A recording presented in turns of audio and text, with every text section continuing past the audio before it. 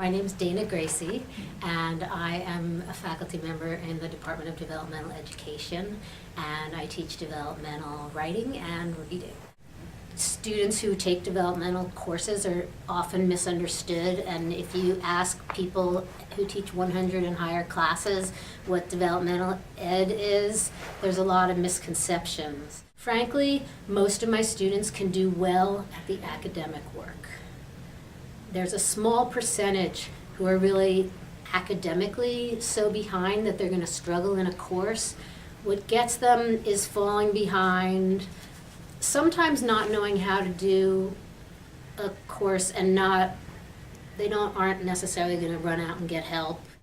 If you looked at our learning objectives for any of our classes, you're going to see academic learning objectives, and you're going to see learning objectives related to study skills, organizational skills. If you look at all the workshops that the Advising Center offers, I do a lot of those in my classroom and interweave those skills. Note-taking, I tell my students, now is the time to take notes, and we don't really have to measure, so how are your time management skills, but we do have to spend some time on it in the classroom, and that can be having a lesson, or it can be when you see that teaching moment come up, talk about it right then and there a little bit, or it could be an outreach one-on-one with students, and a lot of it happens there.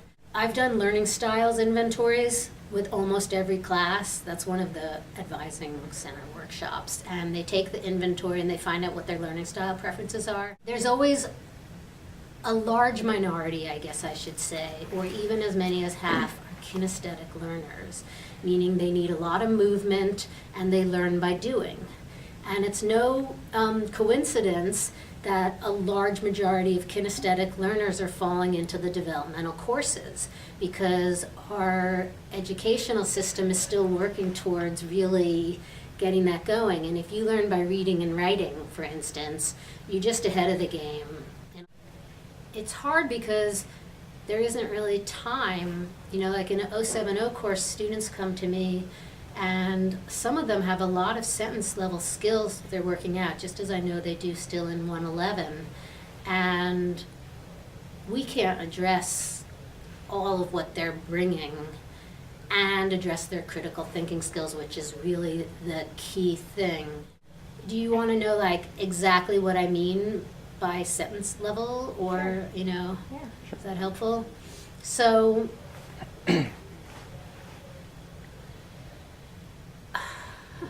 sentence boundaries is really complex because students are coming from such a diversity of backgrounds and trying to develop their voices. So each one is an individual one-on-one student for where should you be putting your sentence boundaries? Where do you use semicolons? Where do you use periods? Where do you need a comma? In your voice and your, background. I'm spending the whole semester practically, probably till the last quarter, just working on them on taking a paper that they write in one mode, like definition paper, let's say, and then adding another page worth of writing anywhere they want in different modes. Now that you've written the definition essay, I don't see much narration in here. Why don't you try getting some of that in there, or how about some more description? And then helping them look at each other papers and see where they could be using those different modes effectively based on the paper that's already there.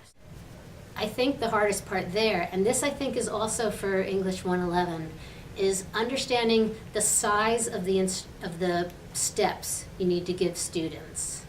And a large example would be, you don't tell them write a research paper. You give them all those little projects, And I'm sure that I made my projects too big on everything. Write a rough draft. I don't think I knew how to break it down yet. I really do. We have to think about the way we're teaching it, and we have to experiment, and we have to learn from each other.